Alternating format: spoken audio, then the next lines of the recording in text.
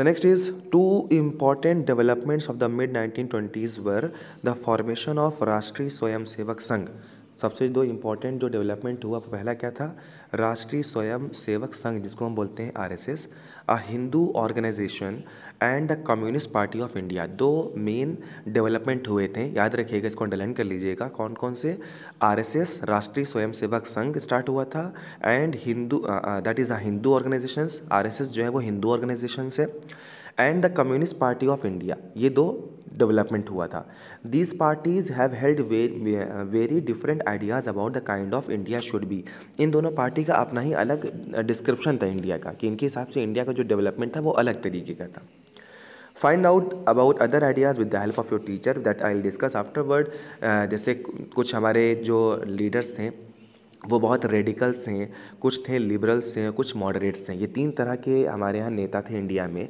एक वो जो गरम दल के थे, जो बहुत जल्दी गुस्सा जाते थे और जो समझते थे कि हमें आज़ादी मिलेगी वो भी वॉयलेंटली तरीके से, मारपीट तरीके से, गांधी जी के तरीके से नहीं, भगत सिंह के हिसाब से।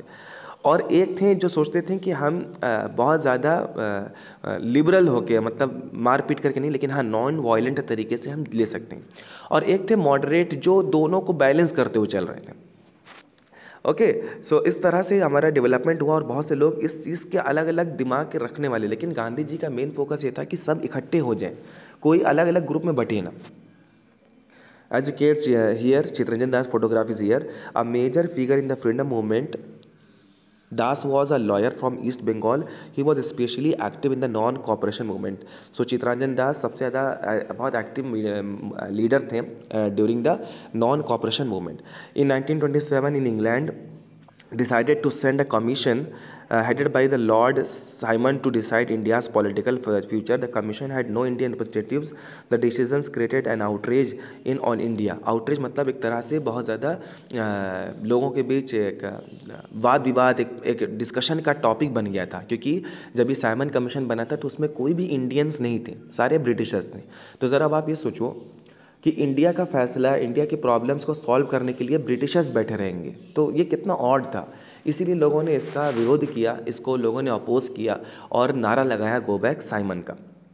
द डिकेड क्लोज, डिकेड मतलब वो साल खत्म हुआ, 10 साल का एक डिकेड होता है। Decade close with the Congress resolving to fight the Purna Swaraj for complete independence in 1929 under the presidentship of Jawaharlal Nehru. Consequently independence day was observe on 26 January 1930 all over the country. इसीलिए 26 जनवरी को रिपब्लिक डे मनाया जाता है, क्योंकि 26 जनवरी 1930 एक्चुअली ये ऐसी date है जब पहली बार सारे क्रांतिकारियों ने मिलकर पूर्ण स्वराज की डिमांड की थी। पूर्ण स्वराज मतलब कंप्लीट इंडिपेंडेंस, मतलब किसी भी तरह का ब्रिटिशर्स का हमारे पर रूल नहीं रहेगा, क्योंकि वो आज़ादी तो दे रहे थे लेकिन अपनी कंट्रोल में। वो चाहते थे कि इंडिया में इलेक्शन हो, इंडिया नेता बने, पॉलिटिशियन बने, लेकिन उनका जो लीडर होगा वो कौन होगा? ब्रिटिशर होगा।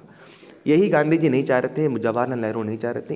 इसलिए इन लोगों ने डिमांड की कंप्लीट इंडिपेंडेंस की, दैट इज़ पूर्ण स्वराज, जिसके थ्रू कि इन्हीं लोग जो इंडियंस हैं वो अपने इंडिया का फैसला कर सकें। Okay, so it takes a loud voice to make the deaf hear, इनकलाब जिंदाबाद। ये था नारा कि जो बहरे हैं, बहरे मतलब जो सुनना ही नहीं चाह रहे हैं कि हमें भारत आज़ाद चाहिए, उनके लिए आवाज़ को तेज़ करना ज़रूरी है। और वो आवाज़ कैसी होनी चाहिए? इनकलाब जिंदाबाद। इनकलाब होगा आज़ादी का, जिंदाबाद हमारी आज़ादी हमेशा रहे, कायम रहे। Next we will do about the march to Dandi.